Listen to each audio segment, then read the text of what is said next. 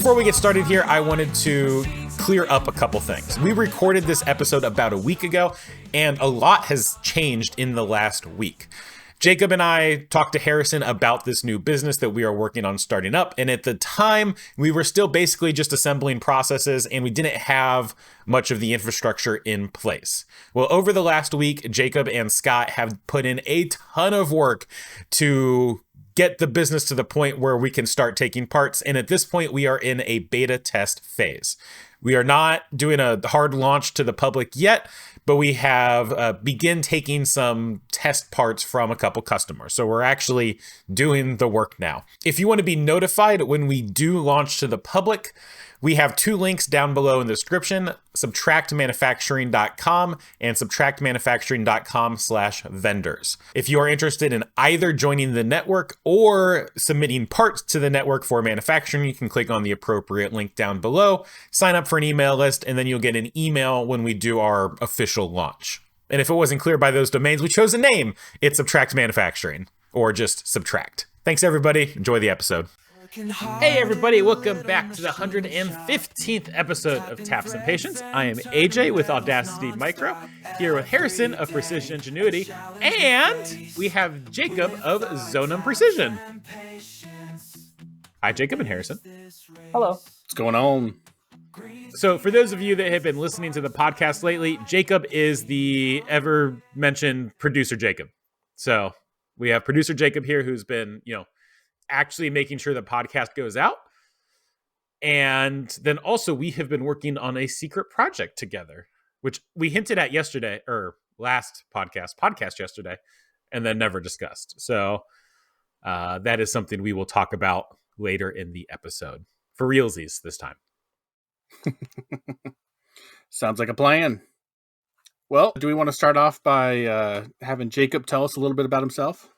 Oh, yeah, we should probably do that. I was just going to go straight into having Harrison talk about what he's been up to. But no, yeah, we guessed. I guess he is guest to the rest of the podcast, even if Jacob and I talk all the time. I don't know very much about him, to be fair. It doesn't help that me and Harrison had our first real interaction about 5 minutes ago. Yeah.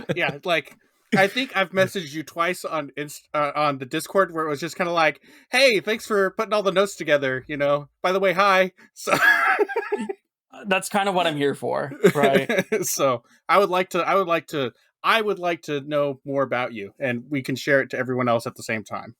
Sure. Yeah, definitely. Yeah. So I'm Jacob. I run a little small shop. Zonum Precision is what it's called. I'm a Tormach and a garage shop kind of guy. Probably 75% of my work is through Xometry. I do about 25% kind of friends and family, local guys, do some amount of work in seals for welding shops and stuff like that. Mostly small components. I'm obviously using a 10-year-old Tormach that is totally fine. It's got a bunch of fancy, custom 20-position tool changer and random, Saunders Machine Works parts on it. But I was doing that full-time, started last year into this year, and AJ was looking for someone to help out with the podcast. And I do a fair amount in media already. I've been doing a lot of educational stuff with my local makerspace. I was on the board of directors for them for a while and did a lot of recording and training, and just kind of made sense to move in and help out where I needed.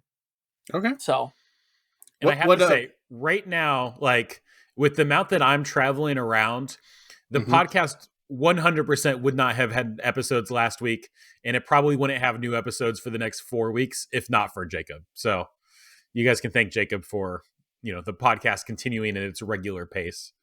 Woohoo! I don't know about that. AJ talks it up as if it's a lot of hard work. And don't get me wrong, there's some steps that take their time. But in most cases, it's just having a time to sit down and process and do what needs to get done. Hey, with people that are ADD, that's a superpower. Yeah, see, the problem is I was not good at finding that time. And we had that little phase, the last time I was traveling, where we had 3 episodes recorded and none of them were posted for 6 weeks. And yeah. And then I came in and they were all named wrong and numbered incorrectly and missing transcripts and yep. Those. Yeah. Yeah. No, definitely. Yep. Trust me, I know. So, Jacob, just out of curiosity, what sized Tormach do you have? Yeah, so I've got the 770. It's PCNC Series 3. So 2015, it's TTS. It's a decent machine. I bought it completely by accident, more than anything. And I just so happened to end up with it. Now I've owned it for a handful of years. And so I've owned it about 2 years. I've been running it full time for about 4 months. And in the time between 2 years ago and 4 months ago, I ran it about 6 times, having never touched a CNC machine, having never done anything. I'm not a machinist by traditional sense, but I had a machine sitting in my garage, and my day job got super corporate, and I had 2 options, and I chose to walk away. There you go. Nothing wrong with that.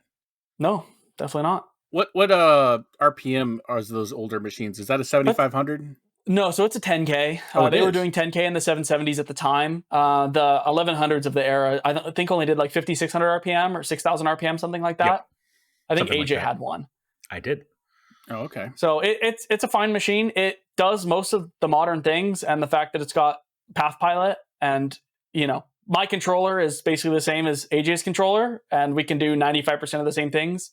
Sure, my machine's missing some of the hardware for rigid tapping, and I don't have a real spindle taper, which has definitely come to bite me in the butt before, especially when it comes to I would love to have wireless probing. I've got a 20-position tool changer. I'd love to figure out how to put that on there, but without going to Drewtronics or Zoom Speed, which David Looms, I love your products. You've done a great job, man, but I've had some issues with that tool changer. So yeah, it's not worth it at this time. So I'm in talks about buying a Haas mini mill at the moment from another guy on the Discord, but we'll see if that ends up panning out or not.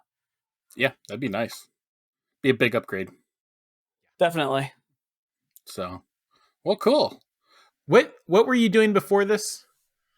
So I worked in the robotics field in agriculture. So I did a whole bunch of sorting for different fruit products.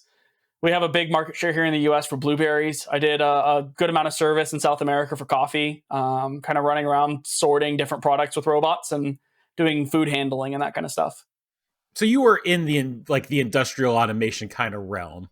Yeah, I did a lot of PLC programming. I actually worked a little bit as a buyer. I did some of the procurement stuff for us. Probably 80% of our machines were built out of folded sheet metal, stainless.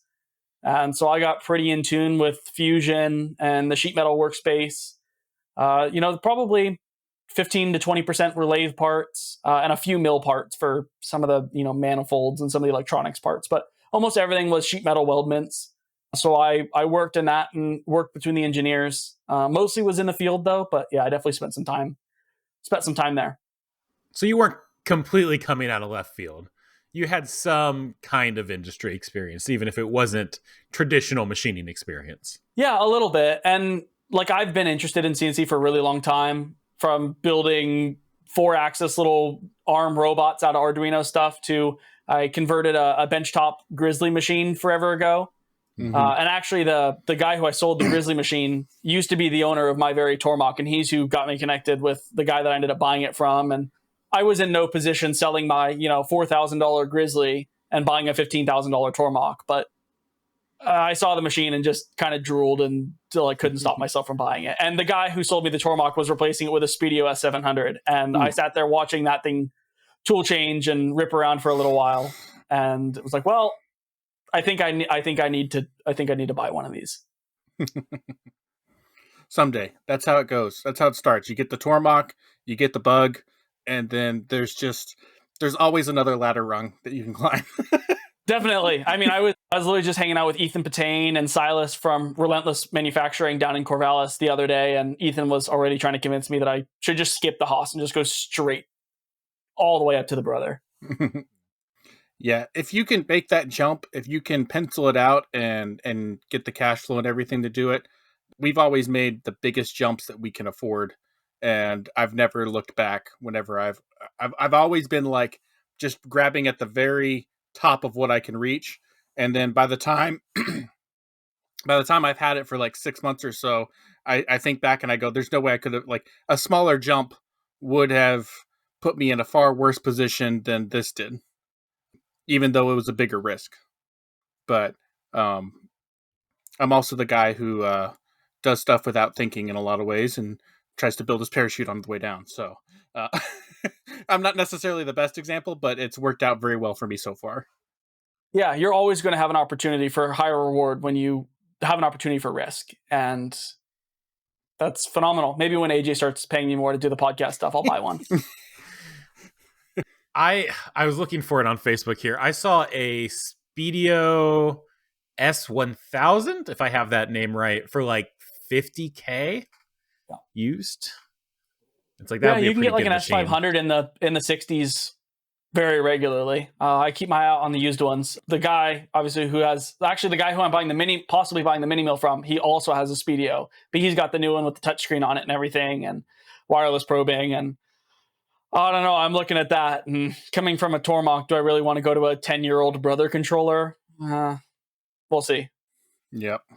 I mean, I'm already considering going to a 15-year-old Haas controller. So yeah, those are fine. Mine's 20 years old, so yeah. I mean, it's all in what you can stomach and what your growth plans are for the future. If it's a machine that you're trying to do just for fun and to learn, I would be more cautious than if it's something where you're trying to grow massively, which is kind of the direction me and West have been going. So it kind of depends on what growth path you want to go. Sure. Yeah. Realistically, the job shop, the actual manufacturing, is only like 50% of my revenue. Mm-hmm. And so stepping up to that is I do a non-zero amount of consulting and CAD kind of related work in the design space, plus the podcast and plus whatever else. Yeah. I will say, like, the bigger the machines that we get, the more we have to specialize and focus on one thing to be successful. And so, like, as you're kind of scattered out in the beginning, it's great because you have all these different avenues you can try. But when your equipment starts getting more expensive, you got to start focusing on your core competencies more and more to be successful and to make that work. Definitely. So yeah, it's awesome. You guys are both working on another project as well. Do we want to get into that a little bit? I think before we get derailed, you should go ahead and tell us what you've been doing for the last week. Yeah. So I went and toured 4 different shops this week, and I can't get into specifics because I had to sign a lot of NDAs to go into most of them, but I can talk in generalities. So we'll kind of go in the order of the shops the way I went to them. So the first company was a company that has existed for a very long time, very long heritage, and they're a product-based company. And so we went and toured their facility, and it was very interesting because they would have their machines set up to run just like one task at a time. Some robotics, a lot of it was older, and so they got into some robotics early, but they did have some newer stuff that was pretty sophisticated. But the biggest thing that I took away from that was, they were doing products that were probably under $100. And they competed heavily with China. And it was kind of impressive to see this massive facility with all these years of heritage, because I think they got started, I want to say in the 1800s. And it was pretty wild to see a company that's that large with that many employees. And it had a mixture of kind of new modern automation and like some really old school processes from machines from like the 50s or 60s or, that kind of vintage kind of mixed in. And they had a lot of Haas machines, and it looked like they were from the 90s to today, and they were all still running. And so that was pretty cool to kind of go and see how all their stuff is working. And we might be making some parts for them in the future, but we'll see. So that one was pretty cool. The next shop we went to was just kind of it was a competitor to my old job. And so they were more of a sheet metal shop. We do some work for them every once in a while. They were not really on the planned tour, but Weston had never been there. So we stopped in and looked at it. They only had like 2 CNC machines, a mill and a lathe. No, they had 3. They had 2 lathes and a mill. But they had like an old school Haas machine and then a new modern Haas lathe. Doing really basic stuff, but it was kind of good to kind of show Weston who it was and kind of shake hands with some of our customers and kind of get to know them a little bit better. So it was good for Weston. I'd been there a couple times in the past. They actually almost recruited me to go work for them before I started this company, because when I was looking to leave my old job, my old boss worked at this company and he offered me a job there. but I told him that like I was looking to start my own thing, but I needed like 6 months to a year before I quit and went to that full time to do a little saving to save up some money. And I ended up just staying with my original company. But anyways, so we went and did that. The next company we went to was a new customer who it was the it was the only job that we've ever had to give parts back on. And so we went and saw their shop. They're kind of like a job shop, but they're more of like they're a job shop, but they do turnkey projects. So they'll get a project in, and the customer will be like, and they did a lot of stuff in the heat and air industry. And so the heat and air industry would be like, all right, we need a machine that like takes these copper tubing, punches holes in it, bends it into this shape, and then crimps it. And so they would build the machine that would do that. I believe every major heat and air manufacturer they have done stuff for and have stuff that exists to make those products and in almost every one of their factories, which is pretty cool. They were originally an all Haas shop, but they've recently been switching over to Akuma. And so they had some Akuma lathes, which we got to go look at, which was nice because for our next dual spindle Y-axis, or our next machine is probably going to be a lathe, probably going to be dual spindle with a Y-axis. So we got to go see some of those Akuma machines. One thing I found interesting is that they had not the base Akumas, but the next level up. They're more premium lathes, and they've actually crashed the sub spindle and the tool changer a couple times on those machines. But the tech said that he can get everything realigned and dialed, and they don't have to bring any outside help, which I thought was pretty interesting. But they are boxway machines, and he said they can take a beating. So that's pretty cool.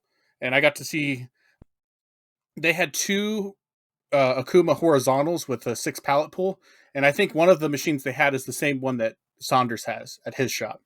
So it's pretty cool to go see both of those up and running.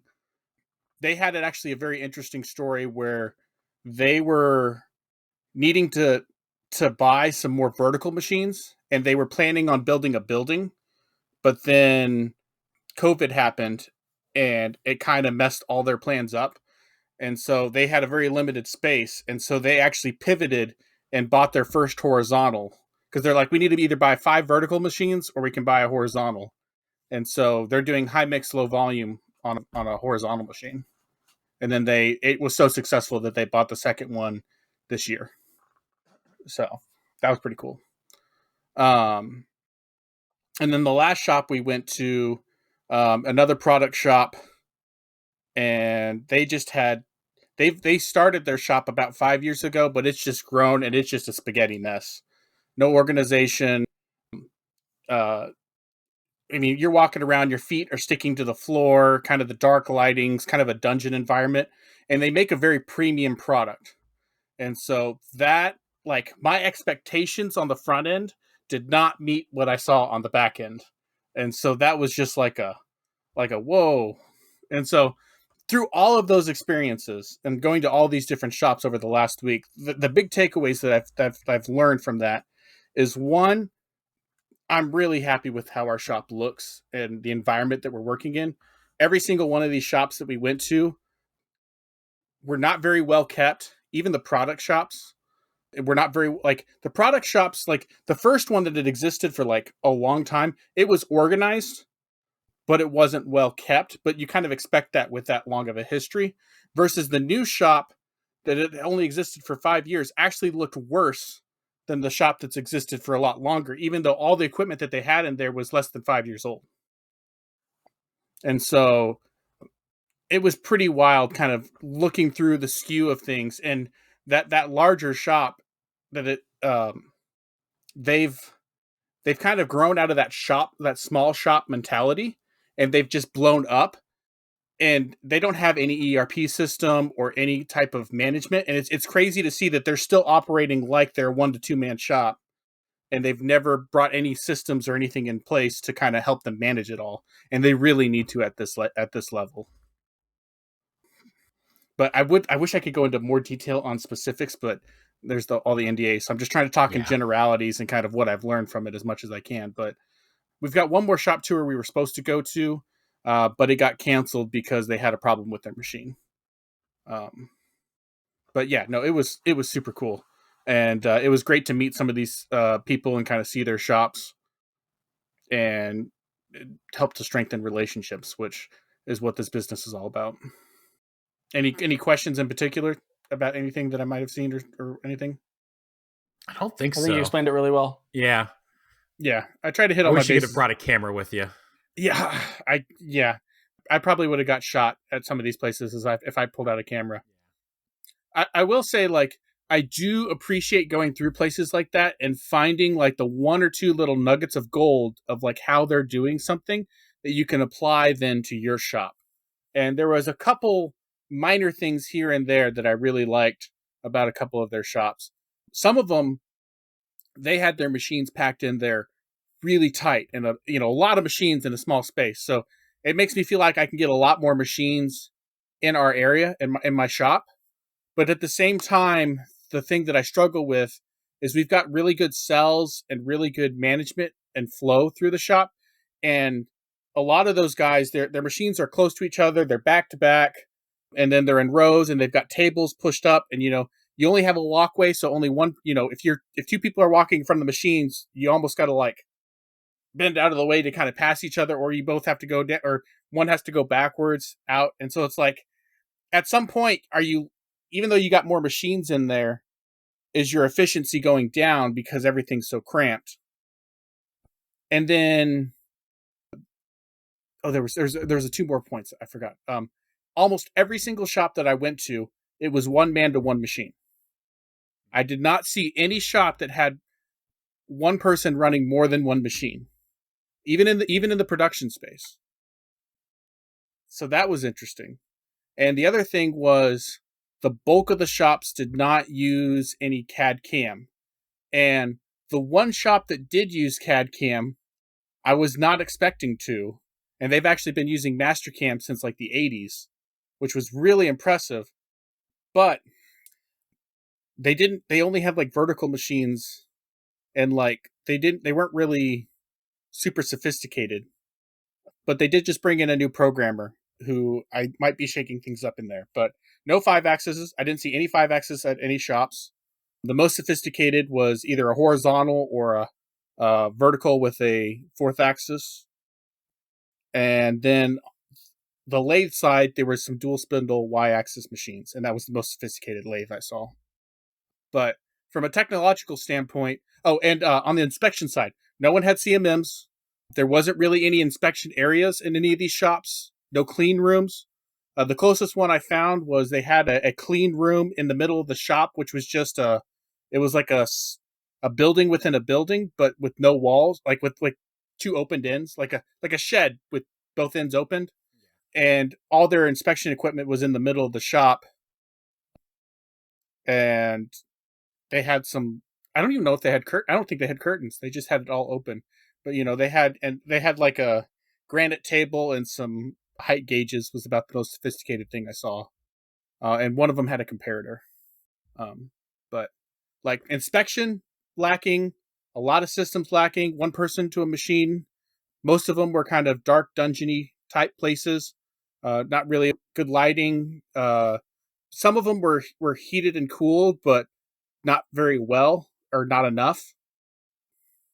So yeah, it made me really happy for the direction we're going, because we're definitely setting ourselves apart. And I definitely understand more when those people come and see our shops and go, wow, this is really nice, if the bulk of them are coming from shops like that. Definitely. I wonder how much of that is specific to your area. Yeah, and it could totally be. 100%. Like if you went to the West Coast, like the shops there, Oh, yeah. I mean, I'm used to looking at YouTube and looking at like Saunders and Pearson and Grimsmo and, all these shops that are just like, oh gosh, you're sitting there drooling, looking over at all their stuff. And it's like, it's all super nice, super well kept. And it's like, that's what I'm trying to kind of imitate. And that's definitely not what's in the area, at least that I've seen yet. So. Speaking as a spokesperson from someone who's on the West Coast, I've been into a handful of shops. That's, as I kind of started in this industry, first thing I did was try to make friends. Like first and foremost was get connected with guys, connected with some guys in my local makerspace, kind of any local event where engineers or machinists or anything else will be hanging around, try to get connected with those guys. And yeah, I can't say that all the shops are like that here, but I've definitely been into one or two. I think that everyone at least makes an effort to sprucing things up a little bit, right? Do a little bit better lighting. Sure, they don't all have polished epoxy floors, but I think everybody at least makes some sort of an effort. But how old are those shops in comparison to a lot of these places where you're at? Yeah. Yeah. Like I give a hard pass to the ones that have existed since like the 60s because they've kind of built up over time, and there's a lot of history that's just you're not constantly moving into a new facility where you can make everything nice. It's a lot harder to have machines that are really old to be able to go in and do a nice floor and all that stuff. Yeah, the opportunity cost of that is huge for a lot of these guys. Yeah. Absolutely. I had a question about earlier. You were talking about a lot of these kind of less sophisticated guys running a no cam. Are they bringing in outside sources to come and actually do the programming, or they're just straight up hand programming off the prints in house? So part of me thinks of that because I was just hanging out with Ethan Patain, and he comes in to a lot of shops and we'll just do turnkeys, do a lot of programming. And I know a few guys that do this as well, where the shops themselves aren't actually carrying licenses to do any of this cam work. Yeah. But it's kind of taking care of it for them. So I would say almost all of the lathe work that I saw, they were doing the programming on the lathe or using some sort of shape creator. So those, I can almost guarantee all of the lathes that I saw were not CAD CAM. One of the shops that I saw had one programmer, and he was programming for the whole shop, and he was primarily doing it on vertical machines and machines with fourth axes. So if it had a fourth axis, there was some sort of program, but they weren't very sophisticated. And like an offline conversational kind of program. Yeah. Yeah. Cool. And so, well, no, I mean, like they had some CAD CAM, like, let's see here. Let's see. One shop had Mastercam. One shop had. So I guess there was more CAD CAM than I initially said. It just seemed like it because there was a lot of these shops had a lot of lathes and they were doing all the programming on the lathes. But for the mills, I think, now that I'm thinking back, I think almost all of the mills were programmed off of some sort of a CAD CAM processor. And I think only one of the shops didn't have a CAD CAM person. But it was, yeah, it was only one shop that didn't have it. Yeah, so all the mills were programmed off of some sort of CAD CAM, but the CAD CAM systems that they were using didn't appear to be very sophisticated. Like from a toolpath and like good practices, it didn't seem that sophisticated. So you're saying these guys weren't running Hypermill? No. So one of them was running, I think, a Mastercam, but it was an old one that they hadn't updated, and they just had it on perpetual license. Because the only reason that makes me think that is because the new programmer they brought in was running Fusion, and they were really liking it, and so they were switching over to, because he was producing some nicer stuff. So that's the only thing that makes me think that. And then one of the shops was using, what was the name of the CAD CAM system? It's really, people really like it for like Swiss style machines or Esprit. Yes, Esprit. But they were using it for all their mill stuff because they were programming all their lathe stuff, and they were like, they hated it. so they were not a fan of Esprit, but that's what they were using for all their mill side. Gotcha. Huh. That's super interesting. Coming from a guy who I hand code when I have to do like crazy custom probing, like I'll write macros by hand. Mm-hmm. Outside of that, it's faster for me to sit down and throw it in Fusion. Yeah.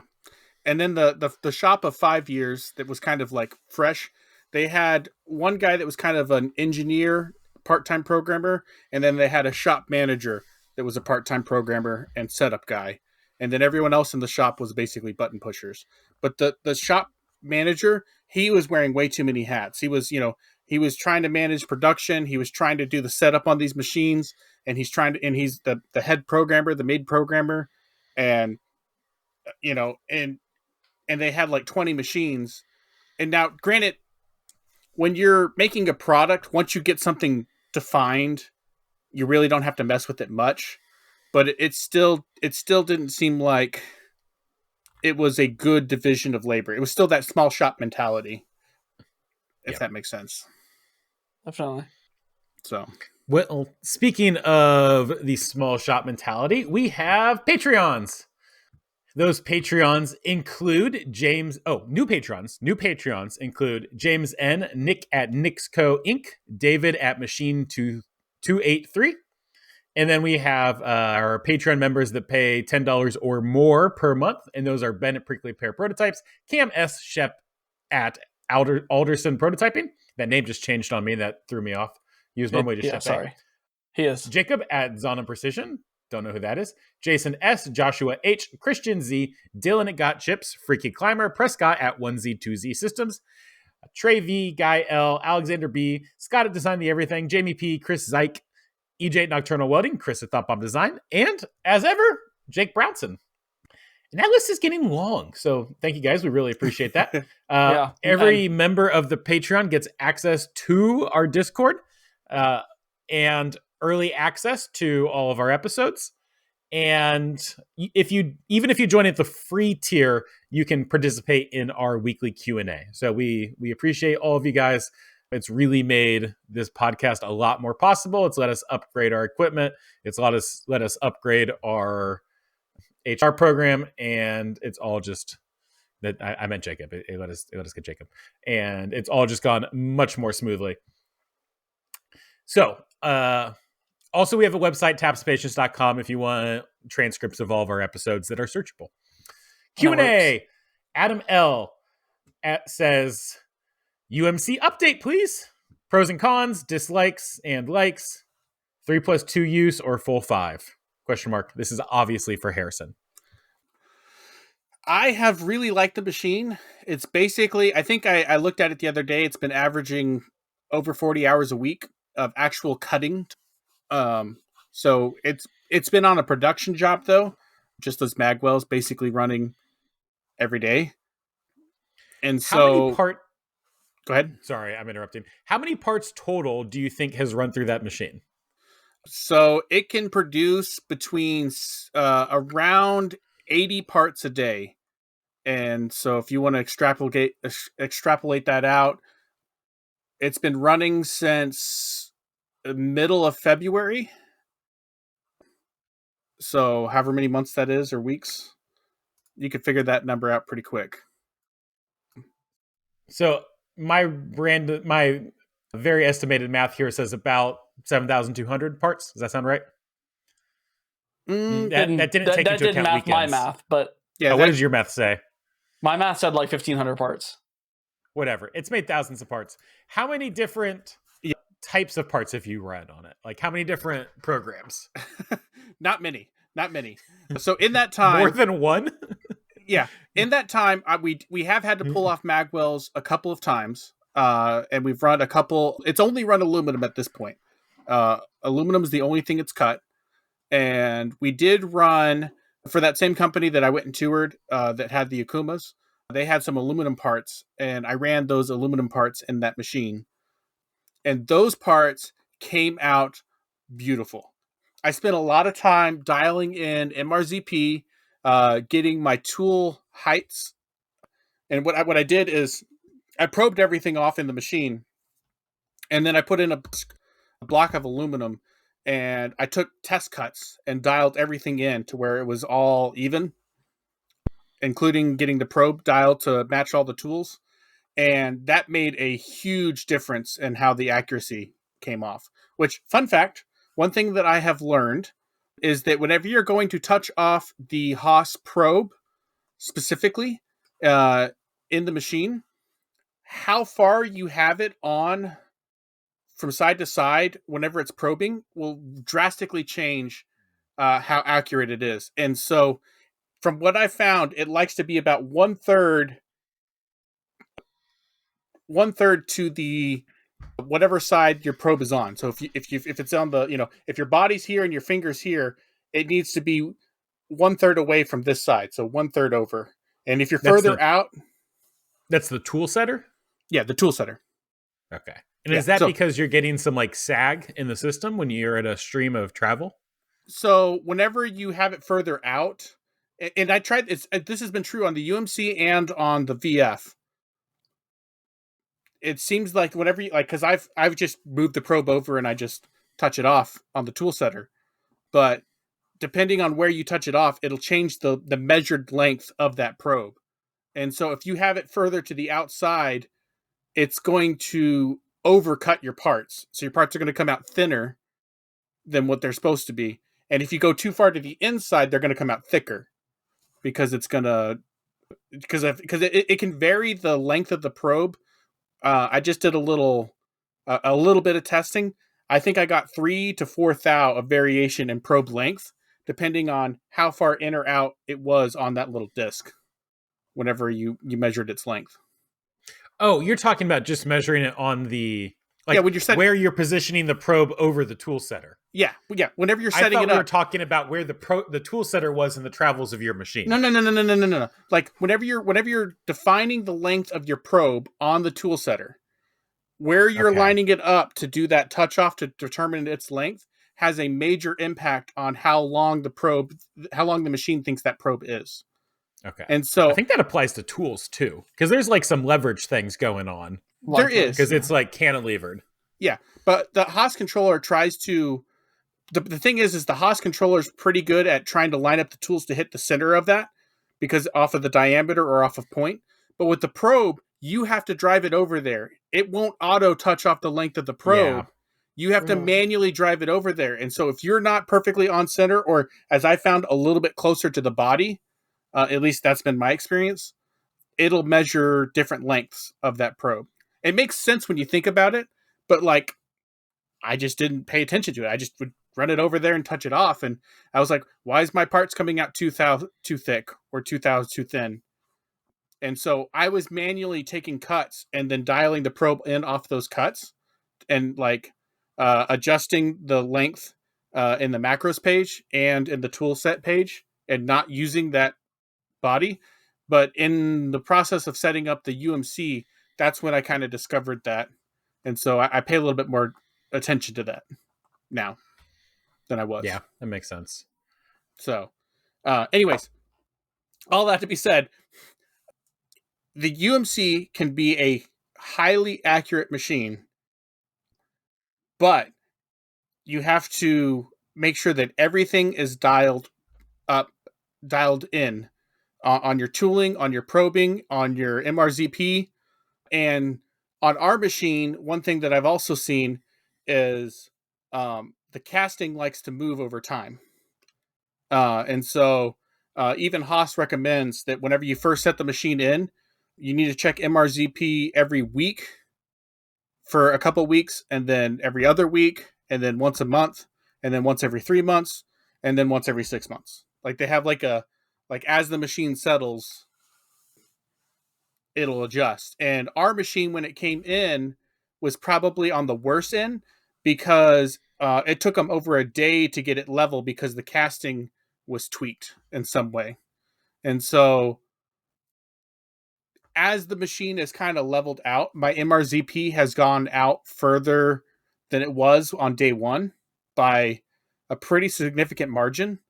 So like when I first got the machine and I first did MRZP like day one after the Haas techs left, and I ran the little program to like check everything, I was less than 5/10 on everything that I could measure with my MRZP. But today, the best I've been able to get it is about a thou 0.2, a thou 0.3, somewhere in that range. And so we're actually looking at having the Haas techs come back in and re-level that machine now that it's sat for a little bit, because it has a large impact on that. And so I think it's like, it's not super expensive to have them come in.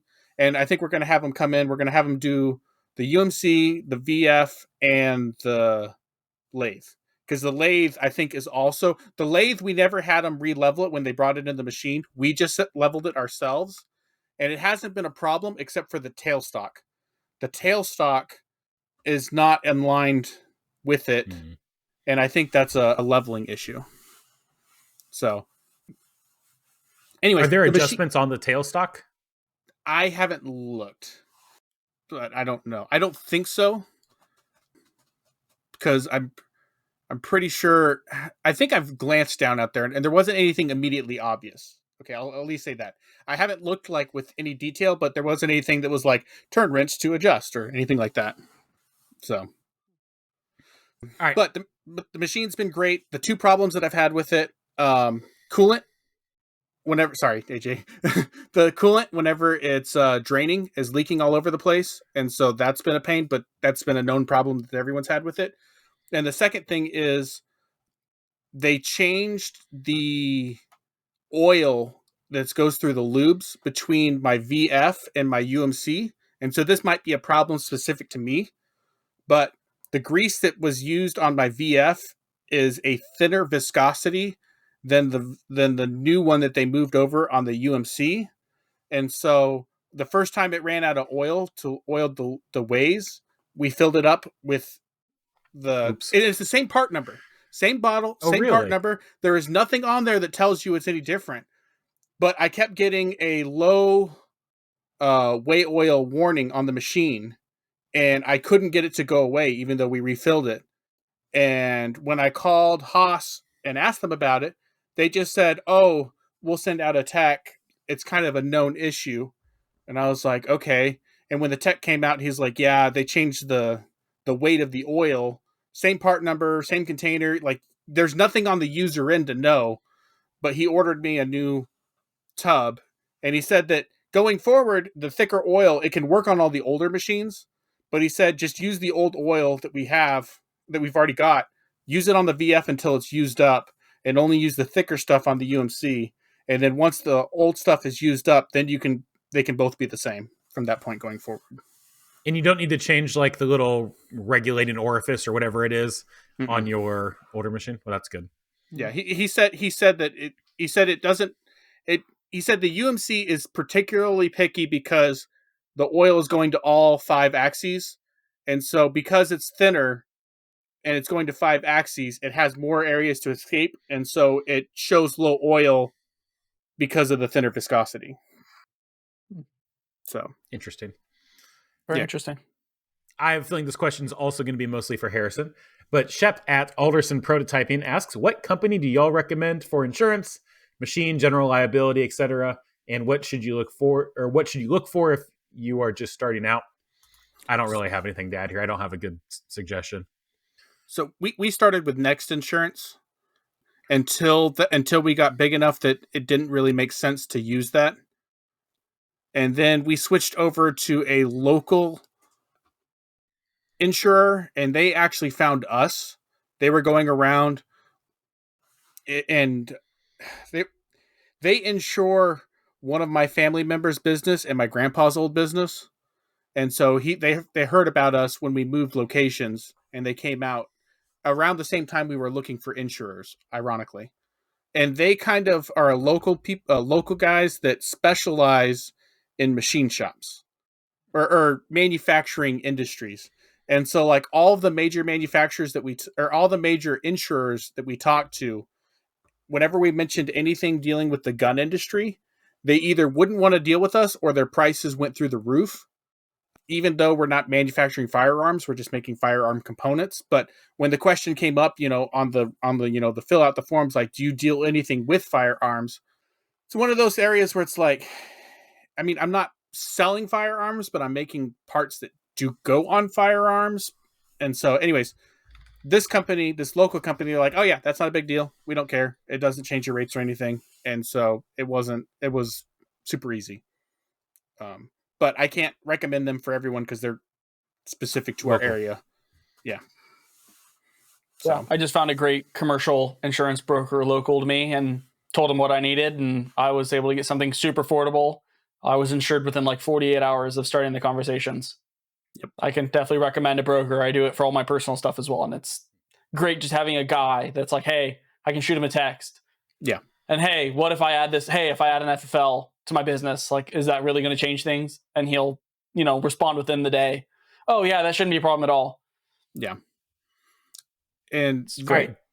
David at Machine 283 says, "How do you approach local shops offering your services? Phone call, email, old-fashioned door-to-door. Recommendations? Question mark. So I try to find any connection I can before I reach out to them. If I can find some connection that I have. And honestly, one connection that's worked out pretty well for me so far has actually been all the sales reps, because all the sales reps will come and bombard your shop and try to sell you tooling or machines or this or that.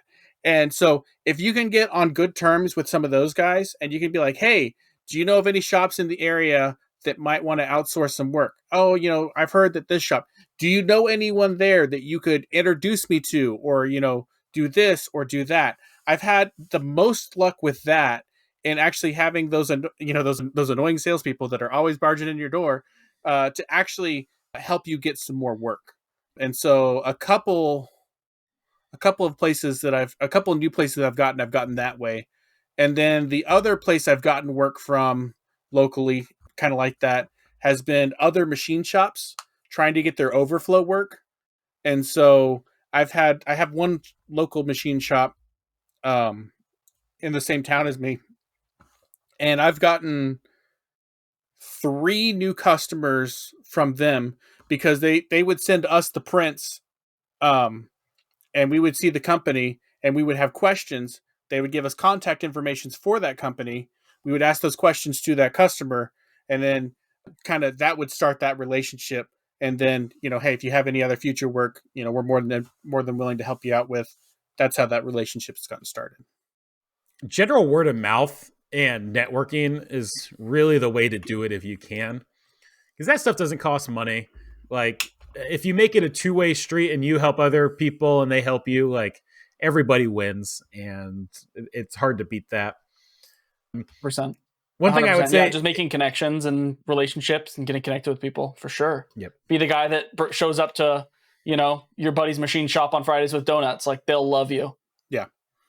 And that same shop that's given us work, we've swapped work with them. We've outsourced work to them because they have lathes that are much larger than ours. So anytime we have lathe jobs that come in that are too large, we just send it to them. So we trade work with them a decent amount. Yeah. And making connections with anybody, not just buyers, but I've got connections with local machine shops that, hey, they have some inspection equipment that I don't have. They've got a VMM. They've got some surface inspection stuff. I don't want to invest, thousands of dollars into that stuff when I can pay them $50 for a half hour for them to do some inspections for me. Yep. Another thing you can do is, if you're on Xometry, now don't break the Xometry terms of service. I'm not telling you to stick business cards and packages. That stuff will only make you go or look worse because the customers know that you're not supposed to do that.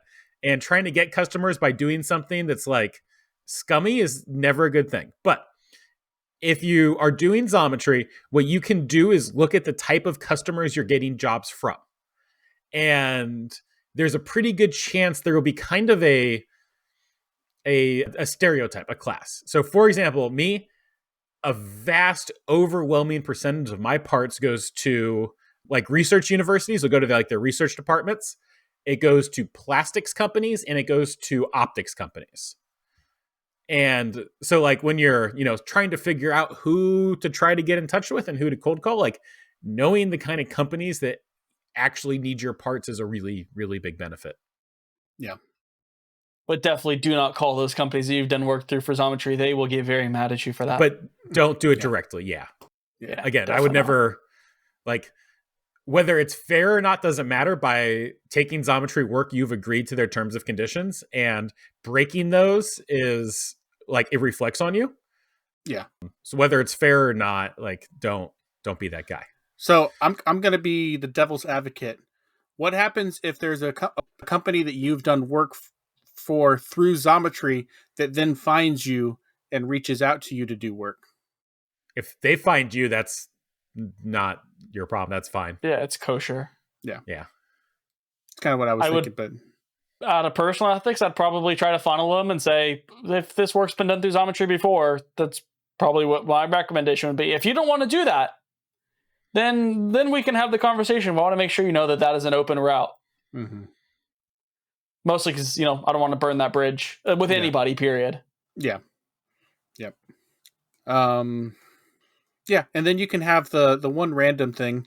I had one of the people that I outsource parts to, and they sent out an email to all of their customers, but their email of all of their customers was attached. So it was sent to 400 customers, and now I have a list of all these people that they've done works with. And everyone has everyone else's at the same time. So it's just like, that's a no-no, but thanks. Oh man. That's a whoopsie. Yeah, it was like I can tell it was something they were trying to send out to everyone, but it, instead of sending it through like their contact list, it's like they just hit send with everyone attached. It was Classic. Just created a group chat on Yeah, accident. created a group chat with everyone. Yeah. Lovely. And well, we have, I think this is where kind of my soapbox starts here, but we have Dylan at Got Chips saying, now that mine, AJ, he's referring to me, not him. I paraphrase questions. Sorry, I'm bad at this. Now that the big Xometry job is nearing completion, what comes after? What are your future plans? So this probably starts by me talking about my past week, which was almost entirely teaching. So right now I am still running that Department of Corrections class. And then I picked up, I picked up a class with GM that I've been doing one of those in the mornings and one of those in the evenings. And it wouldn't be so bad if they weren't 2 hours away from each other. But for the next about 3 months, I'm basically booked full time. Actually, quite a bit of that I'm booked more than full time, just doing teaching and training. So about half of that being the Department of Corrections class. And then I have a couple other fairly large companies that I'm doing work for. So, or doing training for, I should say. And in that time, I have been working on a little something new. And Jacob was so helpful with the podcast that I kind of roped him into this. And this also answers Robert's question. Robert asked, can we get some more information on the big move that was hinted in the last episode? But okay, so I've started working on a new thing. And I should probably just try to explain this from the beginning. So I have no quoted a lot of RFQs. I get not a overwhelming waterfall of RFQs in, but I get a decent amount that either just are outside my capabilities or outside my interest or just outside my time. For a while there, I was just focused on Xometry and was kind of ignoring stuff. Now I'm doing so much teaching that, the amount of times that I'm spending in my shop are limited. And, I'm only going to take kind of the specialty stuff that I'm good at, which is apparently acrylic cylinders and circles. I've made thousands of those recently. But I, through, just kind of the community really largely around this podcast, I've kind of built up a friendship with a lot of other small shops and kind of a community. And it makes sense for me to start pointing some of those jobs that were coming in to guys in the community. Right. And with that, I realized that could actually be a pretty reasonable business. Realistically, I'm not great at running a job shop. I'm good at some esoteric cam and some weird niche machining, but I'm not good at running a job shop. I'm fairly good at systems. I'm fairly good at management of people and working with people. I know you guys pretty much only know me as a solo entrepreneur, but before I was a solo entrepreneur, I did a fair amount of management and working with people at a kind of higher engineering shop level, all the way down to back when I was working at Chick-fil-A, I had 40 or 50 people that I was managing. And so it's okay, this is actually a very interesting sector to me. And so I kind of started poking around with ideas. There were some kind of new technologies lately that have come out that have made it a lot more interesting. I looked at this a while ago, and the amount of technology needed to quickly quote, well, if we wanted jobs to be quickly quoted in a somewhat automated fashion, that was not just like an intense spreadsheet, there was like one option. It was like $800 a month. Actually, there were two options because paperless parts existed too, but they're also like $800 a month or something. And at the time I was like, not worth it. But lately, with Toolpath coming around at a much more reasonable price, some of this quoting stuff becomes a whole lot easier, becomes a lot more accurate. That covers the Toolpath is able to cover a lot of the like the part related stuff. Like it'll, keep you from missing like that one weird ball mill that you didn't realize that you needed. And then you basically just have to add a small layer on top of that to get things like, tolerances and surface finishes and how risky the part is, etc. And so I started kind of, tinkering with what this would need to do to like what I would need to do to make this happen. And then I started working with Jacob with the podcast, and how automated the podcast became basically overnight was a wake up call for me. It was like, oh, this is what businesses should actually be like. And so I started designing this new business. And this time, like, my goal is to do everything right from the beginning. So design the everything, was started in a fit of Dunning-Kruger. Like, I was not ready. We did not have a good enough customer base. Our product was not good enough. I did not know what I was doing enough machining or business wise. And the only thing that I had going for me was timing, because it worked out where, we sold our old house and ended up with a huge surplus of cash. So I had a lot of runway, and then that was about it. And about a year into Design the Everything, it became very clear that business was not going to work. And then I tried to make it work for another year, which I think was the biggest mistake I made with that company. And so then I switched to Audacity Micro. Basically, is just a flailing attempt to try to salvage anything and try to make any amount of money possible. I had given myself 1 month to start making money again, or I was going to go back and get a job. And Audacity Micro was not wildly profitable at first, but mildly profitable. And it kept getting more mildly profitable over time. But it was still never designed from the beginning. Like, it never really was more than just a guy working in a shop. Like, I did a pretty good job of making myself a job, but not a business. And so with this business, I've been focusing on making it a business. And, at this point, we have spent a couple weeks like just designing systems, designing processes, and, figuring out how this thing is going to run itself a little bit more reliably than everything else I've done in the past. So I can focus on what I'm better at. I can work with the shops who are better at making parts than me, and, they can make the parts. I can help them with sales and marketing, and we can kind of pool our resources in a way that you can't on your own. Like Harrison was talking about before, you start off a shop, you are a generalist, and things are, they're expensive. Starting a shop is always expensive, but they're not that expensive. But then as you get deeper into a niche, you spend more and more and more money getting into this niche. But then you become a niche shop that has like a fairly niche customer base. But if you have a group of shops, each of them can focus in their niche. And then you can have if you have someone who's able to coordinate those, you can have a generalist shop that is very deep into its niches. So it makes a lot of sense having, someone who can, distribute work where it needs to go. If you have a job comes in that has a tiny part and a huge part, you can send the tiny part to the right shop and the big part to the right shop, which you can't do if you're working alone.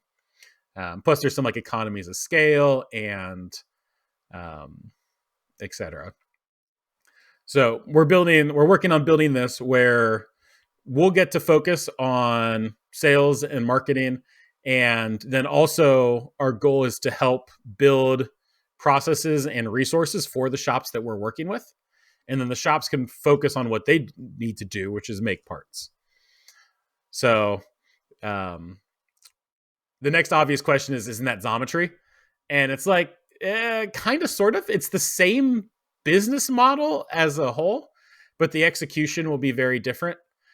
For one, like, we're not a big venture-backed company. We're not going to go public, like, or at least that's not our goal. We don't want to, 100x growth in the next year. We don't want to be, a big giant Fortune 500 company. We can stay small. My plan is to tie the amount of shops we have in the collective to the amount of work that's coming in. We'll have to kind of figure out what exactly that number looks like and how to balance it. Is it in terms of like dollars per month that comes in, or, number of parts per month? And we'll only expand as fast as we have work to keep everybody busy. Xometry takes, by default, they start off by taking a 70% cut of jobs. We're going to start by taking a 30% cut of jobs. And then we're also working on some systems where if repeat work comes up, then we'll be able to reward that shop with a much larger percentage of the income, probably on the order of they'll keep 90 or 95%, and offer some ways where if shops bring in some of their own business, again, they'll get to make the parts, and then they'll also keep 90 or 95% of the income. I guess that's my pitch. I haven't practiced my elevator pitch before, so I don't really know how to talk intelligently about this company yet. Great practice. So do it live.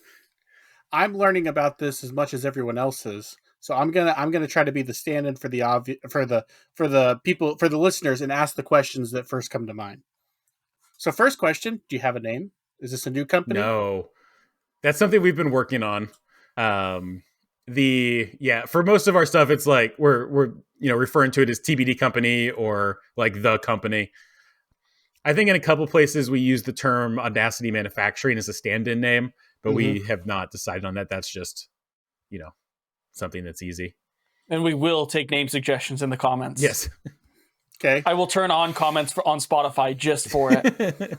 And is it just you two for now? Or do you have anyone else? Pretty much. My buddy Scott's done a little bit of work for us, but Jacob and I are the only ones focusing at it. I'm going to try to rope in my brother because he's good at marketing and sales. Okay.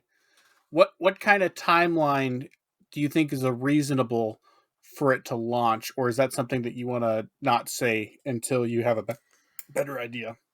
My goal is that by the time this podcast comes out, we will have the bare bones infrastructure in place. So It's not going to be good yet, but there will be a form on my website where people will be able to submit parts. So I'm hoping to get at least one order next week. That's my goal. Okay. So when are you going to start onboarding outside shops? And what do you have an idea of what that process like? Is it going to be like Xometry where you have to do a test part, or what's that look like? So right now, just from like basically friends in community, we have 7 shops. That includes me and Jacob here. So really we have 5 shops. I don't think we are going to hit we're not going to have those shops saturated for a while. Maybe 6 months, maybe a year, maybe more. But again, we're not going to grow the number of shops until we have enough work to keep everybody busy, or as busy as they want to be. Okay. So the answer is no. We have no idea yet. But we're not just going to let anybody join. I would say the minimum barrier to entry is you're going to need a recommendation from a shop that's already on the network. Yeah, definitely. Okay. Being as like Xometry, you can go on, it auto quotes, and then they just click buy instantly. Is there going to be something on the customer side where there is a quoting period before it gets accepted, especially in the beginning? Because, if someone submits a, let's just say 3,000 piece or 3,000 pound part, being as a small network that might not be able to be handled by anyone in network. Is there going to be some sort of limitations? And is that filter going to be done like we are only accepting parts of this size, this complexity, these materials? Or is it going to be more when it comes in and they go to quote it, they get a prompt that comes up and says, this is a part that we cannot handle at this time, or something like that. So we're not trying to be Xometry. We're not trying to be Proto Labs or Part Badger. There will be a human in the loop. So we will have tools to make quoting quick and easy and efficient and accurate. And we'll be able to do same day quotes on basically everything. But a human will look at the part, a human will do a DFM review, and then a human will create the quote. And with that, we are going to have fairly strict rules about DFM.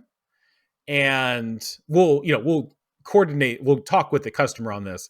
But if a customer sends us a part that is unmachinable, we will help them make it machinable and, have them sign off on those changes. If they don't sign off, we're not going to work with that customer.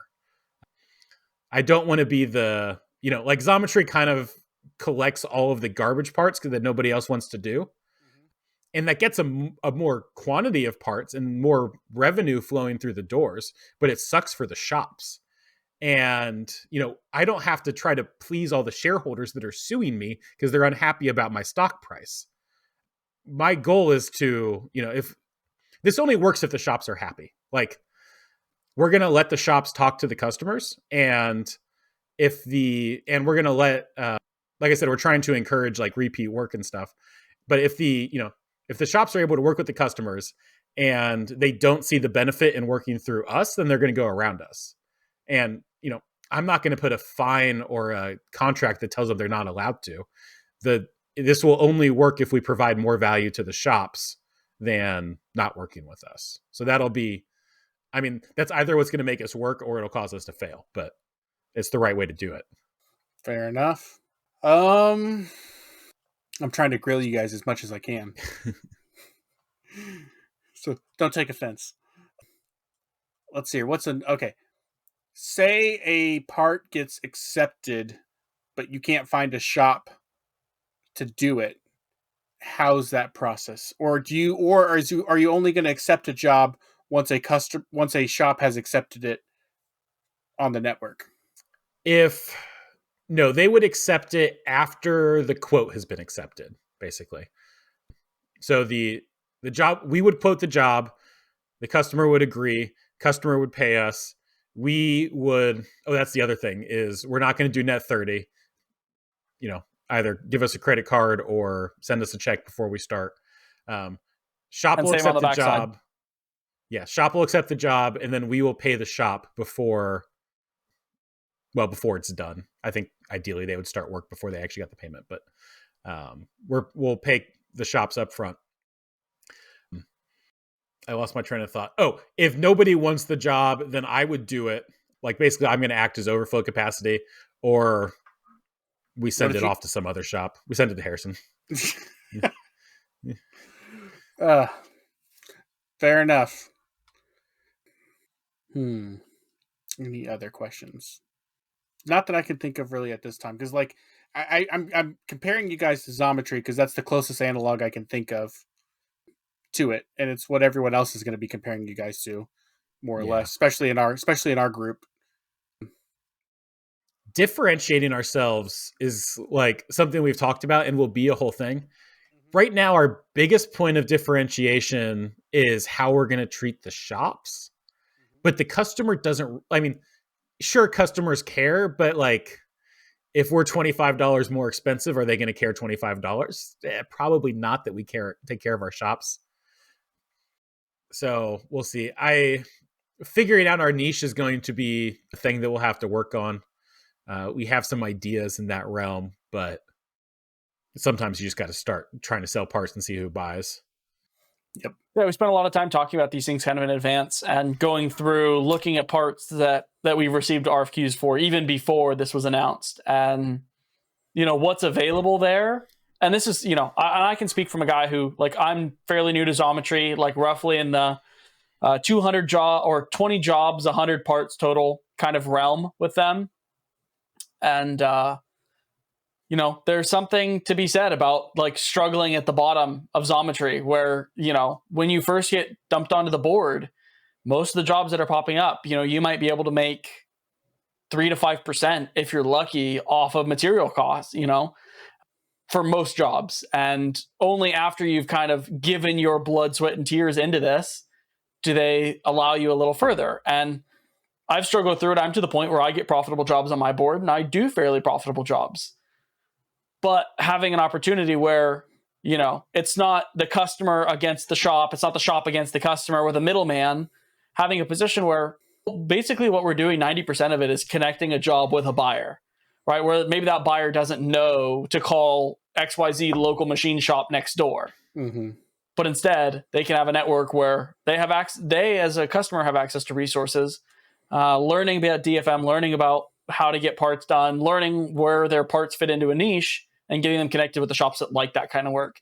You know, you don't want to see jobs go to shops like AJ and mine that are, you know, big 5-inch tall stainless steel crazy parts with, you know, requires 4-inch end mill reach. You know, EJ might do those all day long, you know, but we won't. And so getting to a point where, you know, that customer isn't upset that they sent this part in and either got no quoted or got the screw you price from a guy who didn't want to do it, but instead are actually connected with the right people for it without the obscurity of the middleman. We will never pretend that we are the shop necessarily doing the work unless we are literally the shop doing the work. And we're able to pass the savings along to the customer because we don't have to be as such a big middleman, and we're also able to pass that revenue along to the final shop. So it's a win-win for everybody. While also not competing with Xometry. That's definitely not. Yeah. Xometry has a lot of overhead. They're a big company. They do a lot of things that aren't making parts. So we can keep that smaller. And then Xometry's only commodity, like the only thing Xometry sells is really information. Xometry has the information of what shops have open spindle time and, you know, what customers need parts made. And like, you know, really overall, yes, that'll be a lot of our, you know, that's our main IP. That's the, you know, the main thing that we're providing. But Xometry, they provide a lot of restrictions for shops. And maybe they do have some resources. Like they have that Xometry call that's pretty good. And they have some training that was actually, you know, pretty good. But for the most part, Xometry is focused on restricting their shops. They don't want them to communicate with customers. They keep imposing stricter and stricter like QMS controls because they have all kinds of quality issues. They add, you know, more and more strict inspection reports. They keep cracking down to help their shops. They keep making, you know, they introduced the premium tier and the ultra premium tier because they have quality issues and trust issues with their shop. So they keep like making more and more higher tiers so they can, you know, try to find the shops that they trust. Whereas we're just like, one, not going to work with any shop that we don't trust, and then go out of our way to provide resources for our shops. So right now we've been working on a tool library, a standardized tool library, and our shops won't be required to use this, but we'll have a list of tools that we recommend that they use. Whether they do or not is, again, up to them. But, you know, when they get a quote in, it'll have the list of tools that you need to make the part, or at least you need an equivalent of. And so, you know, we can our quoting will be based around a lot of those tools because of Toolpath. And so if the company does choose to kind of mirror our tool system, then, you know, they'll know what they need to stock, and, you know, they'll have to buy weird stuff occasionally. And, you know, so they'll have our Fusion library. We'll build out, you know, speeds and feeds for those, which again, they'll be generalized and they'll have to make more specific. And we can even do things like, you know, go through and design all of the Gridfinity bins for those tools, you know, with proper Kanbans. I was just thinking about today, we could make Kanban cards. So if the shops wanted to print them off, they could have a Kanban system that's ready to go off the bat. We're going to stock some metrology stuff. So like some specific gauges, thread gauges, ring gauges, that kind of things that shops want to, like, it's inefficient for a shop to buy a $200 thread gauge that they're going to use one time. And if you're working with 20 shops and they each have to buy that $200 thread gauge, like that's a lot of waste in the system. But the the corporate end. Like we can purchase those for the shops and then basically let the shops, rent them or borrow them, so that if the shop doesn't have to invest $200 in the weirdo thread gauge they're never going to use again. We'll buy it for them, we'll send it to them, they send it back when the job's done, then we'll have it in a library for when that comes up the next time. There's a lot of economies of scale that you can't get as a one shop, particularly when you're a smaller shop, which right now everyone in the network is for the most part. Yeah. I can That's see definitely that. our niche is connecting with those guys, because there's a lot of them out there. Coming from one who is one, and that the Discord has 40 or some odd people in it, that almost every single one of them are in some fashion a small shop. And I know that there's hundreds or dozens, there's a lot more. Yeah. If you could come out with a rental system, I feel like people that aren't even in your shop, that could be a whole company where it's like people who need inspection equipment for a one-off odd job, and you wanted to rent something, and you put a card hold charge for the full price of it on whatever they're doing. You mail it to them, they have it for X amount of time, they mail it back, and then it's a 5% or something charge for using it for that amount of time. Yep. It's one of I mean, we've gone back and forth. I mean, we have a list of 100+ different resources that we could offer to people, and we're trying to build the simple resources that we're starting with as scalable as possible. Yep. And setting them in a place where we can ship them. There's some really great resources out there. I look at like Toolpath's free tool, the fact that you can just like dump your Fusion library in and it'll just give you starting feeds and speeds. Like the fact that even exists, and the fact that Toolpath is throwing it up for free is awesome and amazing. And they obviously have their systems to be able to do that. And, I think that we both agree that we're kind of in a position to where the people who come in and can help us will be able to have access to a lot of similar systems like that. Yep. Exciting stuff. Like Jacob's been working on this tool that you can feed it a URL of a website, of like a web page, and it'll take the tooling information from that and build a Fusion tool. So like if you wanted some Lakeshore Carbide tool, you just go to the web page, copy the URL, put it in the tool, and it'll spit out a Fusion tool for you. Yeah, I don't think you wanted me to tell you about that yet. It's not done, but it's working. I mean, I've used it for about 200 tools in the current library. Currently, you can give it a complete list of tools. You just feed it an input, and you can give it 100 tools at a time, and it'll go out and find all the information and create it all into a Fusion library for you. At some point, it might also do feeds and speeds, although we'll see. But like something like that would be awesome to be able to make public for people. At this moment, moving forward, I'd like to get it, like the discovery is the hard part. Most of my time being spent is, digging around on websites and finding what tools we're looking for, instead of just a checkbox where I can tell it, yeah, I want a 1/4 inch ball end mill with 4 inches of flute length. Like that would be awesome to be able to feed it that, and it would find that tool for me, which is where we're going, but we're just definitely not quite there yet. Good stuff. Well, I definitely wish you both the best of luck on that venture. So we'll be rooting for you. Well, we'll see how it goes. So with teaching, I basically don't need to make any more parts, except the ones I've already committed to, for at least the next 3 months. And that'll give me some time to focus on this. And you're done with the big job completely? No. It's done on the 7th. I have my production schedule laid out. Basically, it's like 12 more days of machining over the next month or something like that. And they're fairly easy days. They're like 6-hour days. So due on the 12th of this month? The 7th of next month. I say 12th? Oh, it's 12 more days of machining. Okay. I'm teaching. Yeah, you said 7th, but it is the 4th. So that makes sense. Yeah, 7th of June. And actually, that's a little bit debatable because they've told me 2 different dates. And so I'm just going off the first date. That's wise. The first date they told me was like July 24th.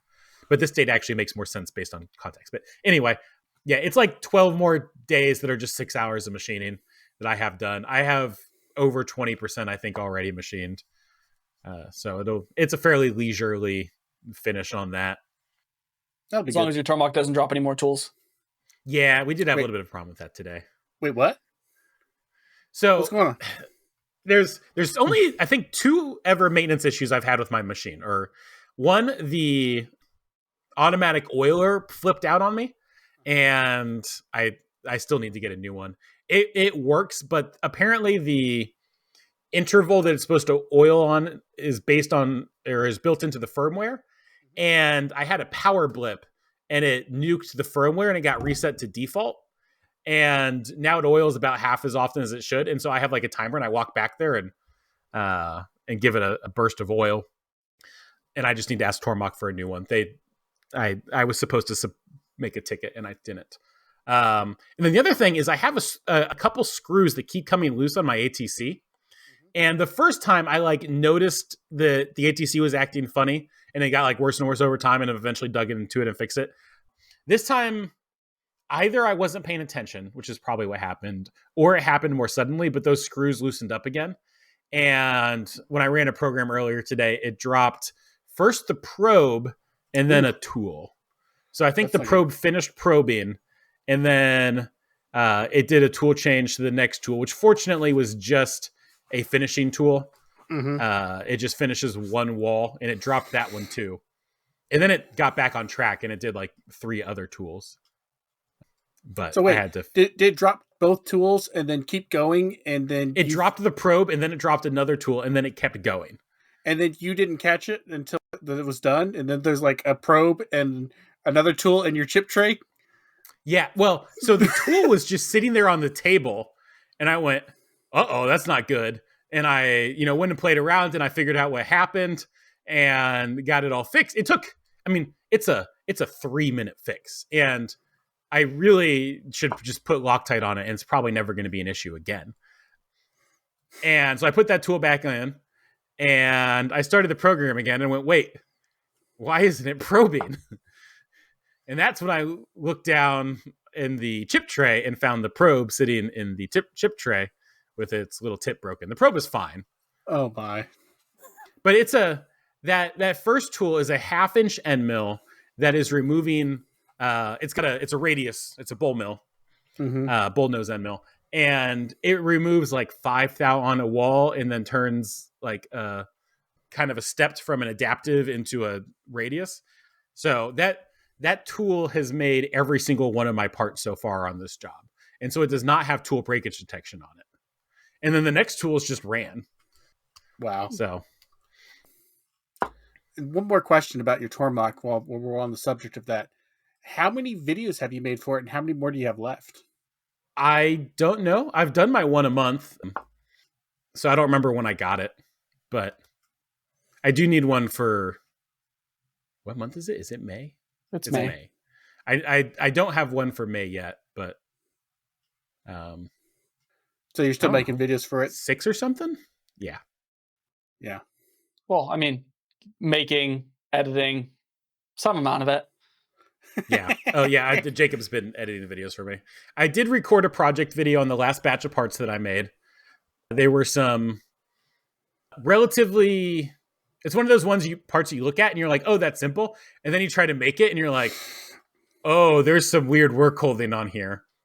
But that eventually... So that video is fun. But I did that one on the Haas because the Tormach was running production. So I'll be able to make many more videos on the Tormach once it's done with the production. Yeah, that's kind of sucked up a lot of its time, and it's hard to make videos on the same thing. Yep, I did it 3 times. Yeah, I think I'm out of things to talk about with that project. Yeah, and with all this, I'm not going to stop making parts. Like if that wasn't clear, I will take some of them on the job our own little job board, TBD company's job board. I'm done with Xometry, but if I needed to, I'm keeping my foot in the door. There'll always be work there if I need it. Mm-hmm. Which I still got to do my Xometry job. You pick one already? I finally accepted one. Right. It's actually one Weston found. What machine is it for? It's got some mill parts. It's got some lathe parts. It's an assembly. Oh, it's an assembly, not one of those multi SKUs that'll have 14 different part numbers in it. No, it's an assembly. It's one assembly handful of parts, and it's an ITAR job, so it's our first ITAR job as well. So I got to do all the keeping it off of Fusion's cloud and all that. Yeah, I was fun going to stuff. ask, do you guys have systems in place for doing that already, or just copying the serve-in model on that one? Copying the serve-in model for now. Basically running Fusion in offline mode and saving the files to my computer locally, stuff like that. Okay, do you guys carry any sort of CMMC or any other certifications that would come into play with that? CMMC. I'm not sure if I recognize Data security. No? Okay. No, not really. No. Windows Defender. Does that count? Perfect. on a Windows that'll go out of date here in about 4 months or whatever it is. Yeah. I had a question, but I just lost it. This computer that I'm on is Windows 10, but this is not my work computer. This is at home. One at the shop is 11. You'll be good for a little while. Yeah. And we're probably I think we're gonna keep all the files on a USB stick, and then not on anyone's computer. We're just gonna have a ITAR drive that's disconnected. We only plug it in when we're using it. I definitely recommend going out and buying one of those USB like SSD enclosures instead of just like the flash memory on a USB stick. As remarkable as those are, I've had too many of them die on me between moving them in between stuff because the endurance is just not there. Yeah. That's probably what we'll end up doing. Good move. Because I think Weston has one of those, because when he got his computer, we got it with the smaller hard drive, and then we just manually upgraded it. And then I think we converted his old one with the enclosure to a manual drive. So I'll need to go dig that out, because I think that's what we were going to use. Great. Did you remember your question? Yeah. So Harrison, so let's say you were, looking to become a shop in our little collective of shops. What resources would you want provided to you, or would you like provided to you by the corporate arm? That's a good question. So for me, if I was to partner with a company and try to figure it out, I would want the ability to enter in all of the information for the type of parts that I'm looking for, and then get notified when those job that met that criteria was available. And not even that I would get preference, but that there would be kind of a pre-filter and saying, based off of the equipment that you have and whatnot, like, because the problem with Xometry was it was such a big mess of stuff. And so, like, it's a pain to go through there and go, I don't want to mess with those finishes. I don't want to mess with those materials. That's too big for any of my equipment. Like, what am I looking at this for? Oh, this part looks good. Okay, let me scroll through. Okay, there's 10 parts on here. Okay, man, 9 of those are perfect fit for my shop. Number 10, no, I can't take that job because that 10th part just is not a good fit for me. And so there's so much of that stuff that was a pain in the butt with the Xometry side that's like, okay, you're doing all this awesome stuff to figure out, how to quote the job on the front end. Why won't you spend a little bit of that same energy to figure out who I am so I can tune it and see what I want to see and get the jobs I want to get? It's because Xometry doesn't care about their shops at all. Yeah. So I wasn't going to say it. The worst part about Xometry on that front is they ask you all these questions when you onboard. They ask you, what kind of equipment do you have? How big is your equipment? What do you like to do? What are your preferred materials? But then you get on the job board and you're like, cool, here's this part that's 48 by 30 that, like, is out of titanium, and there's just absolutely no way that I have any desire to do this. Or how many times I have to tell them that I will not put Garolite on my machine. Mm-hmm. But they continue to be like, hey, you want this G10 job? No, I don't. Yeah. And I don't mind that every once in a while. Like, if I could define, okay, these are the A jobs. If you have any job that meets this criteria, I will take that. These are my B jobs. These are the jobs that, like, I could take, I might not take, and then these are my C jobs that are like, man, if you're desperate, and you want to throw a lot of money at me, I might be willing to take those. And then anything outside of those 3 categories, I'm not going to touch. Yeah. It's funny because it's built in Xometry's job board. When you're actually looking, there's a views and a filtering setup that you can filter it, no problem, once they're on your board. But they have to be on your board first. Yeah. And I do that all the time. But even whenever I do it on there, it's a very generic filtering. Yeah, definitely. Like you can't, like, you can filter by material, size, quantity, and finish. I think something like that. But I can't filter by, like, I don't want to have small features where I have to use small tooling beyond this. Or I don't want to, like, I can't go in and define, you know, like before I had a 5-axis, I don't want anything that requires 10 setups in a 3-axis machine.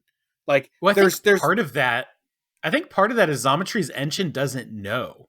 They don't have toolpath. Yeah. Mm-hmm.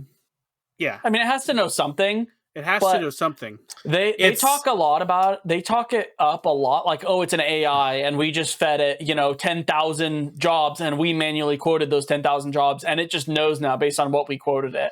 Yeah, it's like a reinforcement learning kind of thing. Yeah. So it doesn't actually know about machining. It just knows about parts. Yeah. That's as far as I can tell. I haven't looked underneath the hood. I tried to get some API access to them, and they are very much not offering that to people unless you're an additive shop who takes, I think they told me north of 5,000 parts a day is when they'll start giving you API access. Yeah. So, like, yeah. Go ahead. Sorry, I was going to interrupt you, AJ. Solving the job board problem is something that we've talked a lot about too. And I mean, we don't have a solution for yet. Right now, our solution is we have 5 shops that can talk among themselves and figure things out. But that's not a good long-term solution.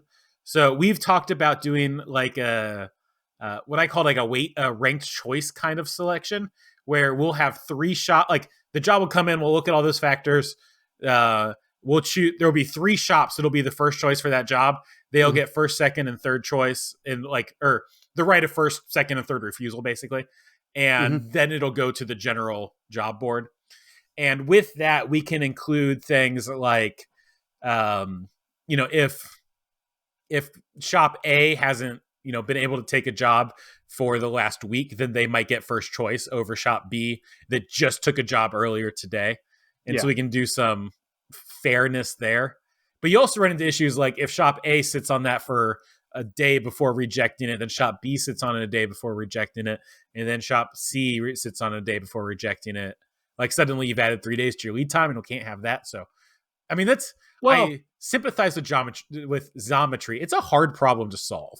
It is. One thing that Xometry does not do is there's no communication between the shops, meaning that a job could show up on somebody's board and you could know someone who is perfect for that job.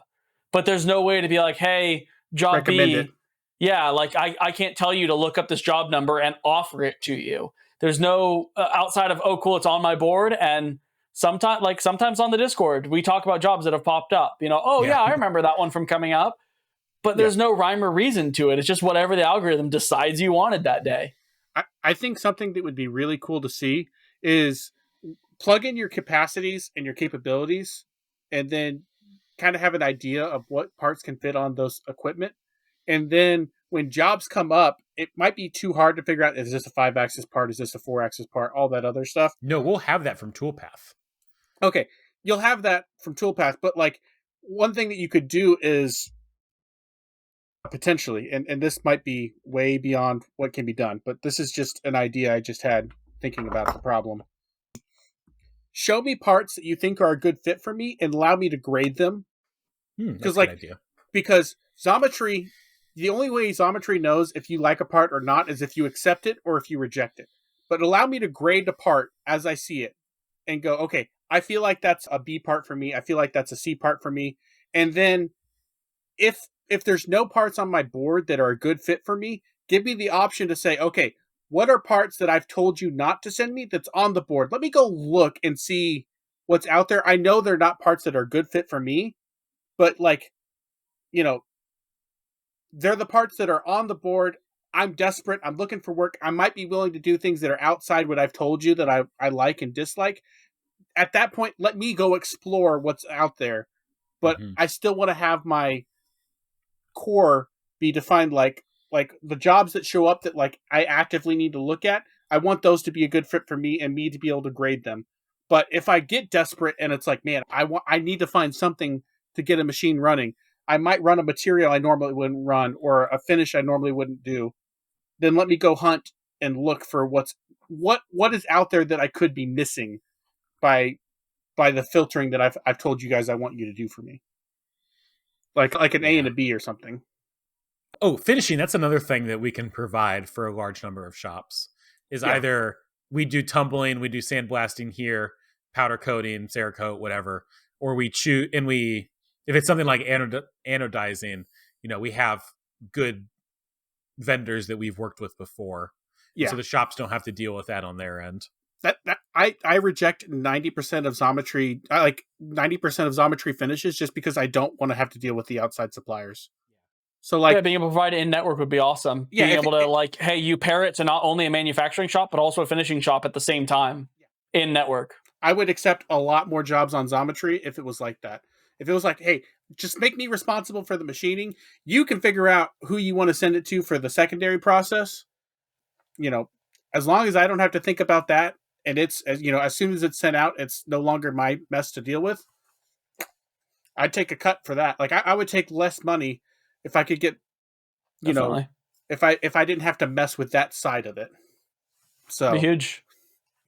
And like parts that require CMM, or like specialty inspection, like or tumbling finishes and stuff like that, like stuff that shops might not have, that we can be like, okay, we're doing this, and then I only have to do this portion of that, would be awesome. So Awesome. Just like we're talking about doing parts that fit your specialty for the niche that you do in your shop.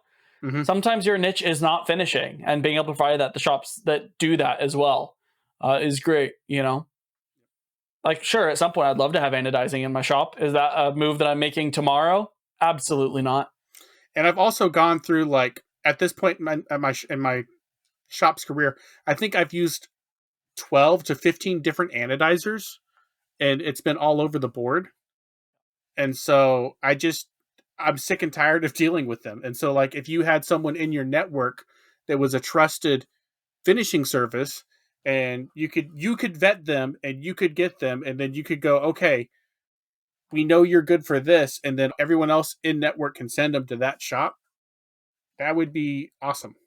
Like, and I know Xometry says they have shops that they can send them to, but I'm pretty sure it's sponsored. Yeah. Not to speak bad, but I get the emails all the time that says, "Ooh, here's our recommended finisher," and it very much looks like an ad spot, as far as I know. Yeah. So, anything else that I can think of that would make it appealing? I mean, not really. I mean, Xometry's got a lot of good stuff going for it. They just have a few things that are like really a turnoff. Definitely. Yeah. Like they've got a pretty good system overall. I guess another thing could be is, and you guys have already talked about this, so I won't harp on this too much, but like whenever you see the Xometry packet where 9 out of the 10 parts are perfect fits and then there's that one that's not, if something needs to be a packet like that, and we're talking about from a Xometry space, if you could go, give me these parts, and then like put that last part back on network and be like, is there any shop that wants to do this one? Which I think you guys are kind of already talking about doing anyways, but like that same idea, because I despise it whenever they do that. Now for assemblies, I can understand that. Like there's stuff, if all the parts need to come together and the customer's asking for a completed assembly, that I understand. But the bulk of, like, this is the first assembly job I've ever taken from Xometry, and the bulk of them that I've taken, that have the variety of parts, there's no assembling of those parts. There's no cross-referencing it. If 5 parts came from shop A and 6 parts came from shop B, I'm not like fitting or checking anything like that. There's no notes or anything about any of that, so it doesn't really matter, and they could easily be split up. But I know Xometry does that on purpose to try to get people to take the job. They're like, oh, there's 9 out of 10 of these parts are really good. There's one part that's a pain in the butt, so they throw it in there. And so it's like, okay, you can get 9 butters, and then there's this one that's a pain in the butt. And Yeah, I'd rather just pay that one person who wants to do the pain in the butt jobs for doing the pain in the butt jobs and not just throw money at it to get people to accept. And that's the thing about what we're looking at is we're small and nimble enough and we're kind of in tune with the process enough that, hey, if someone says that they don't want to do that one part, it's 45 extra seconds for us to put it in a position where it can be offered to people, right? And it doesn't hurt to ask, like, how are we going to damage our brand image by asking other people if they want to make these parts? Yeah. Like, it's not going to hurt anybody. Yeah. So, that's about all I can think of off the top of my head. I'm sure I could come up with some more stuff if I sat down and like went through everything, but I deal with Xometry very little these days, and I'm pretty happy with my customer base, and I'm growing it in the way that I like to do it. So stuff like this isn't as appealing as it once was to me, just because I'm at a different stage where I'm already starting to specialize and get a good customer mix. But I do like having this kind of stuff. That's the whole reason I'm keeping Xometry in the background right now, is that like I do want to have that, because if any of my customers ever has a problem and I lose 20%, 30% of my business overnight because that customer shut down or found a new vendor that they like better than me, or decided to bring it internally, or whatever things that can happen in business that can cause a customer, maybe the demand for that product goes way down, and so they stop sending parts out because of that, which actually happened. My first major customer closed down a different shop because they got slow for 18 months, and that other shop, that was 80% of their cash flow gone for 18 months, and they couldn't float it. So yeah, it's a ginormous undertaking. There's a lot of effort required. About objects in rest tend to stay in rest, is there's a lot of effort required to get things rolling. And us being able to step in and kind of put our green stamp on people that we know do good work and have proven that they do good work, and we're happy to provide them work all day, and the customers will get good work. And if someone doesn't do good work, then they don't do work for us at all. I have one more question for you guys. What happens with parts out of compliance? That's an AJ question for sure. I would assume we would kind of follow the Xometry model, where we would have the shop that made them do rework. They would have them do them again. If we needed to step in and make them ourselves, we could, I suppose, assuming it's in the capabilities of the equipment that me and Jacob have on hand at the moment. But I don't know of a better way of handling that than having the shop remake them. I guess we could send them out to a different shop if we had to, but yeah, I think we've only had one job that was out of compliance from Xometry, where the customer didn't take them, and this was way back in the day. It was a plastic part, and when we shipped it out, it was flat, but I swear that material shifted because it was a big flat plate, and we took a lot of material off from one side, and it was fine when we shipped it, but when they sent us photos of it, like all the corners were bowed in, and it was like way off. They did not ask us to rework that, and they sent it to another shop. Oh, really? Yeah. That's interesting. Like there was one that I did where they wanted it was like a M4 hole, or it was like an M4 by 0.5 hole that they wanted 8 millimeters deep.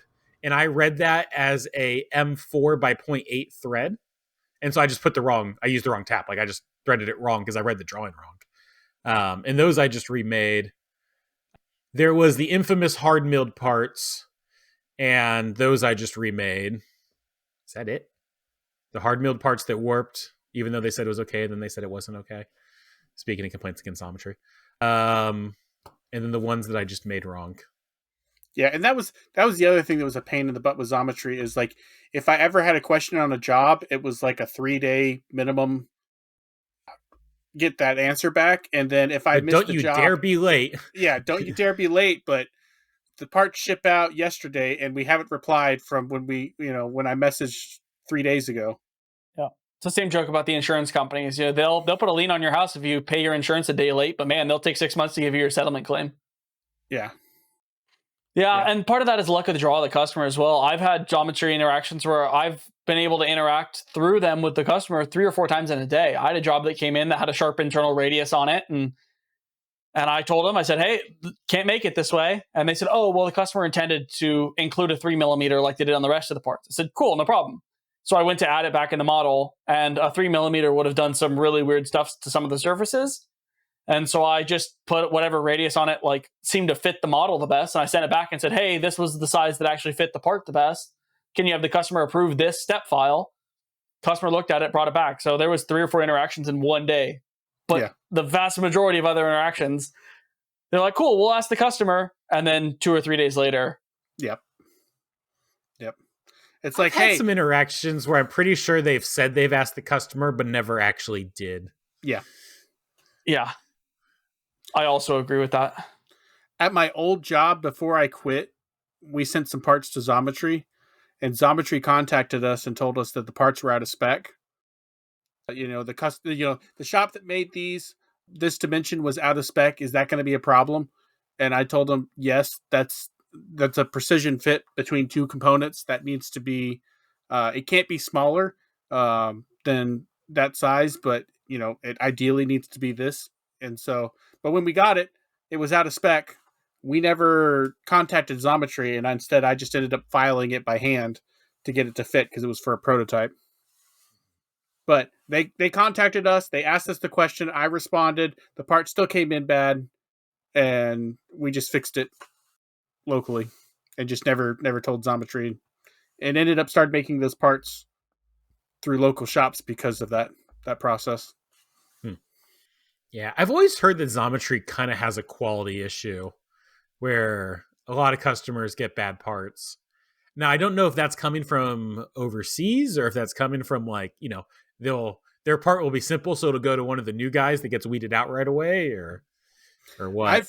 I've outsourced a decent amount through Xometry over the years, and I've still done that every once in a blue moon. I'll still outsource stuff to them, and I can tell you the quality is a crapshoot depending on who ends up picking up the job. I mean, it's dependent on who's on the network and who sees the job and what Xometry was willing to pay the shop to do it for. Because I've seen stuff that it was a simple part. It didn't have any tight tolerances, but it was just outside of our capabilities. And it comes in and we had this plastic part that was massive that we couldn't fit in our shop, and there was no one else we could find to do it. And the customer was just didn't have anyone else that could do it. And so we outsourced it to Xometry, and whatever company they sent it to, they custom made, I don't know how they did it. They custom made a form tool of that profile and did it all in one pass. And it was just this was not an expensive part. That was insane that they would do that. But then I've had other parts that come in and it's just I'm really glad this part that doesn't matter. But yeah, it looks like ass. So surface finish is just that's not my standard, but I mean it technically meets the print, so it's not that big of a deal. But I don't outsource much to Xometry. I only do it whenever it's something that I don't have the right equipment for, and no one else that I know has the right equipment for it or has the capacity to take it on. But I have outsourced. I still will use Xometry to this day to outsource parts every once in a blue moon. That's not uncommon. A good friend of mine that runs a machine shop, career machinist for forever. I know him, and I have talked about multiple times where he's had some really big funky parts that realistically probably should be a weldman and should absolutely not be a machine part. Mm-hmm. But, he has no idea even how to start thinking about quoting it. And we'll call Xometry and they'll give him a price that's ridiculous. He's like, I wouldn't do it for 4 times this. And he'll send it to Xometry and they'll do it anyways. And the customer's happy and it ends up working out that way. So I guess when sometimes when it benefits you, it benefits you, but yeah. We had a part recently. The most recent one I had to send off to Xometry. It had a keyway into a blind hole, and basically I was like, the right machine to do it to the print is a Sinker EDM, because there's not any other way to do it. But you could, and I talked to the customer. I was like, hey, if we need to, can we modify this part to where we can have an undercut and then do a couple things to make it to where we can have the keyway go all the way down to and inside a blind hole? And they were okay with that. But we ended up sending it to Xometry, and they did a Sinker EDM, and they actually EDM'd it. And what was funny is that it was a blind hole that basically went all the way down to the bottom, and it had the radius in it as well. Like, it was like the whole thing. Like the bottom of the drill bit? Yeah. Like they EDM'd like but they EDM'd the 117 degrees. Yeah, it was hilarious. Or 118? No. This was a keyway, an internal keyway. So it was the radius. Okay. Like, whenever someone does the slot, yeah. Like they EDM, like instead of, it could have been square, but they put the radius in it, and so which is exactly how it was modeled. But that was one of the things I told him. I was like, I can't have a radius end like that at the very bottom of the hole. I had a job come in like that came to me, and it had what would have been like a 21 millimeter hole drilled in it, and they included the drill bit point at the bottom of that hole. And I was like, there's absolutely no way that I'm drilling this on my 1 horsepower Tormach. And so I just went in there and I opened it up, and Online Carbide had, a pre-drill essentially that I was able to go in the bottom of that hole, and I surfaced that angle on it at the bottom because that's what the CAD model called for, and I didn't feel like dealing with it otherwise. So, yep. I have a question for you, Harrison. So if you're a shop on the as part of the collective, you take a job. I was planning. I have very loose opinions about this, but I was thinking. So with that job, you would get an inspection sheet. That inspection sheet would be basically the drawing with a place for you to write in all of your inspection dimensions. Mm-hmm. Would that be helpful, or is that just kind of meddling too much? I think if you can provide a generic one and then make it optional, then that solves that problem. I was going to make it the part drawing. Oh, the part like drawing? We were going to do a drawing of every part that came in. These are the dimensions we want you to check. This is nominal. Give us what you measured. And this is the tolerances. So what about the customer's print? I mean, they would also get the customer's print if the customer has one. Yeah, depending on what the print looks like. And gotcha. I think if on that subject, I don't have a preference. I just want to know what is the critical stuff and have the ability for the customer to communicate. Like, customers will sometimes give prints with all kinds of stuff, and like what's actually critical is is what needs to be communicated. However that gets communicated, I don't care. I just want to know. That way I can make sure I check it. Yeah. And that's fair. The realization I just had while talking here is sometimes how you inspect things is based on the tools that you have. Mm-hmm. And like, if you have a really, really nice height gauge, like one of those digital ones that does like the probing and stuff automatically, you're probably going to measure things differently than if you have a really nice optical comparator or just calipers and mics. And so maybe dictating the dimensions we want them to inspect is bad because it's not specialized to what that shop has. Yeah. I just want to know which are the critical dimensions. Like, obviously everything's important, but that's not always the case. And so if everything is legitimately important, that's fine. And I can inspect everything that is legitimately important. But if it's a part that's a generic plus or minus 5 thou, but one of those dimensions is actually really critical and the rest of them is just a general deal, it's nice to know. It's nice to have that communicated in some way. And so I don't know if that's as simple as when a customer uploads it to your system. If like Xometry will say, how many precision tolerances are on your print, but it would be better if the customer could highlight all of the critical ones, like where they have the opportunity to take one extra step and say, what are the, what are the most critical dimensions that have to 100% be on size, so we can communicate it to the shop, because depending on how they clamping it, how they're holding it, the order of operations, they can prioritize whatever those important dimensions are to give them the best chance of hitting those measurements. Where the other ones, yes, you want them inside that range, but if it were to drift outside that range and they have a problem with those, they can reach out to us, we can reach out to you, and we can make sure it's not going to be an issue. But at least they know which ones are non-negotiable, have to be inside that range. Because, like, the amount of times I've had problems with parts and then I call up someone and then they're like, oh yeah, it's not that big of a deal. It's nice. But if you can capture that information on the front end and I can know going into it, these are the ones that are really critical. Make sure you actually design around those, which in theory a print is supposed to tell you that information, but people tend to do one of two things: either way under dimension or way over dimension. And so that information that's supposed to be on the print doesn't always, like 90% of the time, doesn't actually make it to the person machining the part, where they actually know, what do I need to focus on for this part. I've always liked the jobs that come to me that say, use the CAD model for everything, but then they'll ship a print with it and the print will have like 8 dimensions on it. And those 8 dimensions are what's important. They're the same tolerance as everything else, but that's what you should be paying attention to. And that's the stuff I love. That's perfect. Yeah.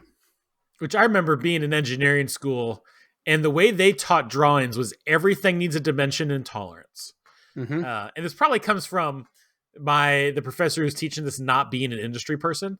Yeah. But he basically, he wanted it constrained like a sketch is constrained in Fusion. Like everything or like in CATIA, which is what we were learning at the time. Like everything has a dimension, everything has a tolerance. He did not do general tolerances and tolerance blocks. And it's not what you want. The nice thing about it is it constrains everything. Is it gives you a position that, hey, if this is outside of 5 thou or outside of 10 thou, yes, there is a clear definition of what is a good or a bad part, but it doesn't convey the importance of what needs to make it into the final production. Yeah. Because on jobs where people have those tight tolerances, I'll give you an example. That job where I had to give some parts back to the customer, they went crazy with the parallelism and the 1 thou tolerance on that parallelism on all of their parts. And I had a couple parts that bowed, and so I called them up and they were like, we really only need that parallelism on this corner of the part for this area. It's like, outside of that, it doesn't really matter, but this is where 2 pieces are mating, and that's really the area, even though they had it on the whole part.